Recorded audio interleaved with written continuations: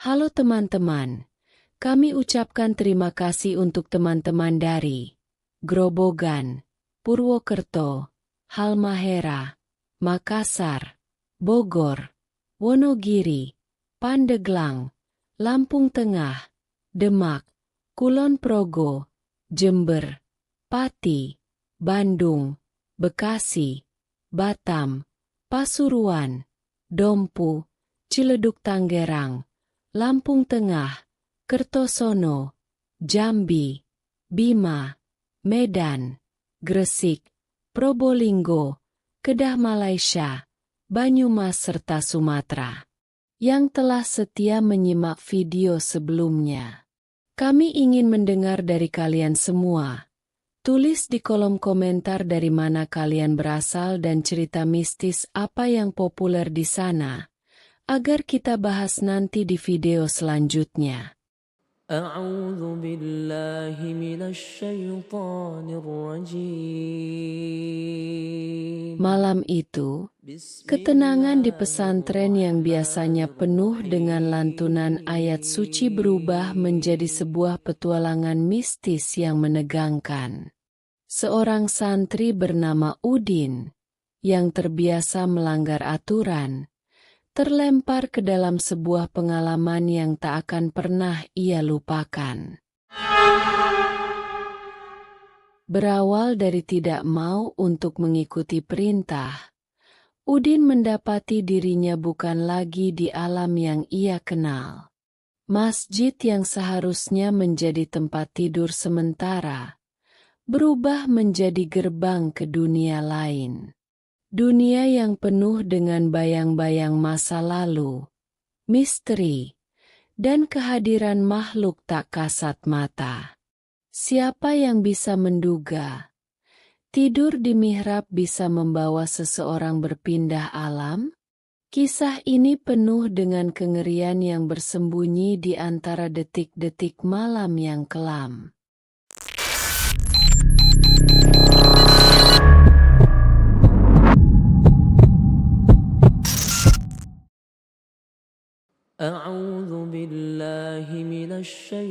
Di malam yang gelap, usai pengajian tafsir Al-Quran, ratusan santri mulai berpencar.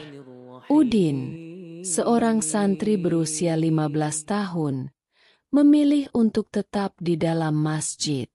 Rasa kantuk mulai menguasainya, tapi celotehan teman-temannya yang tak henti-henti membuatnya merasa kesal. Ia berusaha tidur, tapi terjaga oleh suara-suara mereka. Matanya terbuka, mencari sesuatu untuk dilempar ke arah teman-temannya. Ia menemukan penghapus papan tulis kayu yang tergeletak di dekatnya, dan dengan senyum kecil, ia melemparnya. Suara penghapus yang jatuh membuat teman-temannya tersentak. Namun mereka segera mengadu pada Faiz, ketua kamar. Faiz, yang sudah kesal dengan ulah Udin, mendekatinya.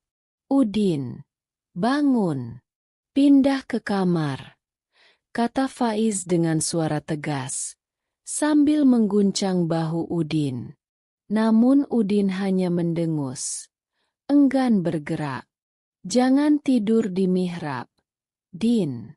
Tempat itu keramat, bisa-bisa kamu hilang," tambah Faiz dengan nada setengah bercanda namun penuh peringatan.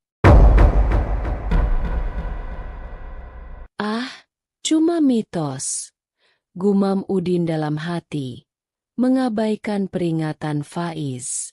Setelah Faiz meninggalkan masjid, Udin bangkit dan menatap ke arah mihrab. Cahayanya remang, memberikan kesan seram di dalam masjid yang mulai gelap. Ia mendekati mihrab, melihat tumpukan sajadah yang rapi di sana. "Kenapa aku tidak boleh tidur di sini? Apa karena banyak sajadah?" gumamnya dengan nada sinis. Udin merebahkan tubuhnya di atas tumpukan sajadah itu. Tak ada jin, tak ada hantu, Hanya dongeng untuk menakuti santri malas seperti aku, pikir Udin dengan sombong. Dengan perasaan menantang, ia menutupi tubuhnya dengan sajadah dan memejamkan mata. Tak butuh waktu lama bagi rasa kantuk yang luar biasa untuk menguasainya. Dalam beberapa detik, Udin sudah tertidur pulas. Namun, tidur itu tidak bertahan lama. Udara dingin tiba-tiba menyelubungi tubuhnya, menusuk hingga ke tulang. Sajadah yang tadinya menutupi tubuhnya entah bagaimana tersingkap, membuat Udin menggigil. Ia berusaha menarik sajadah itu lagi, namun saat tangannya meraba-raba, ia tidak lagi merasakan kain lembut sajadah. Yang dirasakannya justru tanah yang keras dan dingin. Dengan bingung, Udin membuka matanya. Pemandangan di sekelilingnya telah berubah total. Tidak ada lagi lantai masjid atau sajadah-sajadah. Yang ada hanya tanah basah yang dingin dan pepohonan yang menjulang tinggi, membentuk bayang-bayang menyeramkan di bawah cahaya bulan. Angin malam berembus kencang, membawa suara-suara aneh yang seolah berbisik di telinga Udin. Ada apa ini? Di mana aku? Udin bergumam. Suaranya bergetar oleh ketakutan yang perlahan merayap. Ia berdiri perlahan, memperhatikan sekelilingnya dengan waspada. Di kejauhan, ia melihat deretan rumah-rumah kayu yang tampak tua dan rapuh, diterangi oleh cahaya obor yang berkelip-kelip, seakan bersiap padam kapan saja. Ketika Udin melangkah mendekati kampung itu, ia merasakan bulu kuduknya meremang. Ada keheningan yang tidak wajar. Tidak ada suara binatang malam. Tidak ada tanda-tanda kehidupan. Semuanya terasa begitu sunyi. Terlalu sunyi. Ketika ia semakin dekat, sebuah suara tiba-tiba muncul dari belakangnya. Sedang mencari sesuatu. Cah bagus. Suara itu terdengar serak dan parau. Udin menoleh dan mendapati seorang pria tua, dengan wajah keriput dan mata tajam yang seolah menembus jiwanya. Wajah pria itu terlalu pucat. Bibirnya sedikit membiru seperti orang yang telah lama mati kedinginan. Dia mengenakan kain lusuh dan berdiri dengan tubuh bungkuk. Dengan suara terbata-bata, Udin bertanya, ini di mana Mbah?" Pria tua itu tersenyum tipis, memperlihatkan giginya yang hitam dan jarang. "Ini desa Gondomait. Sudah ribuan tahun umurnya. Cah bagus. Jangan khawatir. Kamu tidak sendiri di sini." Udin bergidik mendengar jawabannya. Pikirannya berusaha mencari alasan masuk akal. Namun apa yang dilihatnya terlalu nyata. Desa ribuan tahun? Bagaimana mungkin? Pikir Udin dengan ngeri. Tanpa sadar, ia mulai melangkah mundur. Namun Mbah Gono, begitu pria tua itu memperkenalkan dirinya, menahan lengannya. "Jangan terburu-buru pergi. Cah bagus. Mampir dulu ke rumah Mbah," ucap Mbah Gono sambil menarik lengan Udin dengan perlahan. Meski hatinya menolak, Udin tidak punya pilihan selain mengikuti pria tua itu ke sebuah rumah kayu yang tampak lebih usang daripada yang lainnya. Ketika pintu rumah itu terbuka, derit kayu yang menyakitkan telinga mengiringi debu yang berterbangan di dalamnya. Udara di dalam rumah itu pengap, penuh dengan bau apek yang menusuk hidung. Di sudut ruangan, ada seorang wanita tua yang duduk diam. Matanya gelap, tatapannya kosong.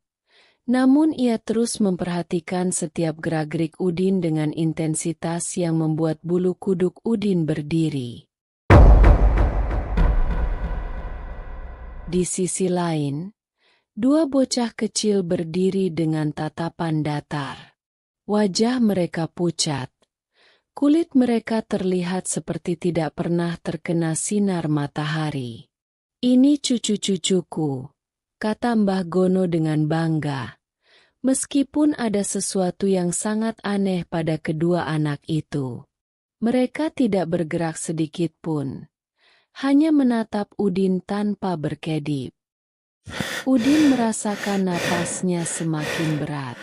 Di dalam rumah itu, dinding-dinding kayu seakan mengepungnya, membuatnya merasa terjebak.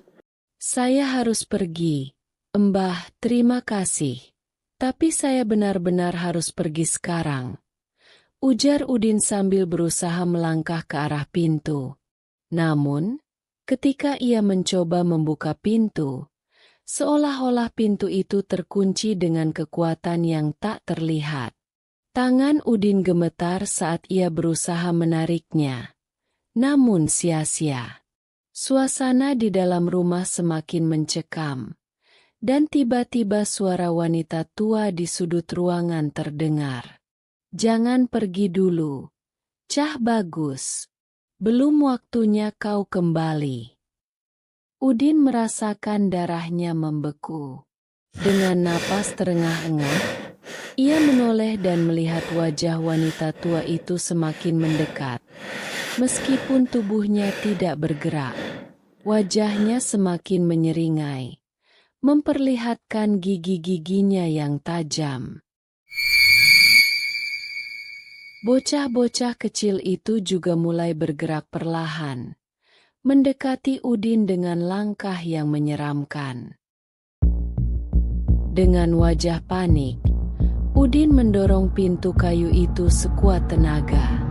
Pintu itu akhirnya terbuka, dan tanpa pikir panjang, Udin berlari keluar. Namun, di luar rumah, pemandangan tidak jauh lebih baik. Seluruh penduduk kampung berdiri diam di jalan, menatap Udin dengan wajah datar. Mata mereka hitam pekat, seakan tidak ada kehidupan di dalamnya. Udin berlari sekuat tenaga melewati mereka. Namun setiap kali ia melihat ke belakang, mereka selalu lebih dekat dari sebelumnya, seakan tidak pernah berhenti mengejarnya. Keringat dingin mengalir deras di seluruh tubuhnya. Udin terus berlari hingga ia menemukan sebuah beduk besar yang tergeletak di antara semak-semak. Ia bersembunyi di balik beduk itu, mencoba mengatur napasnya yang semakin tersengal-sengal. Namun, langkah-langkah berat terdengar semakin dekat. Suara Mbah Gono kembali terdengar. Kali ini lebih dekat daripada sebelumnya. "Cah, di mana kamu? Mbah antar pulang. Ayo keluar." Dengan tubuh yang gemetar, Udin tahu bahwa tidak ada tempat yang aman. Udin menutup wajahnya, berharap semua ini hanya mimpi buruk.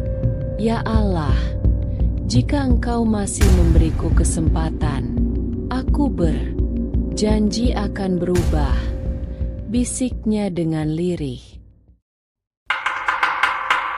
Tiba-tiba, suara keras beduk terdengar, menggetarkan seluruh tubuh Udin. Ketika ia membuka mata, ia menemukan dirinya kembali di dalam masjid, terbaring di dalam beduk. Luka-luka di tubuhnya, bekas goresan, dan memar di kakinya adalah bukti nyata bahwa apa yang ia alami bukan sekadar mimpi. Keesokan paginya, Udin tidak bisa berkata apa-apa selain memohon maaf kepada teman-temannya dan pengurus pesantren.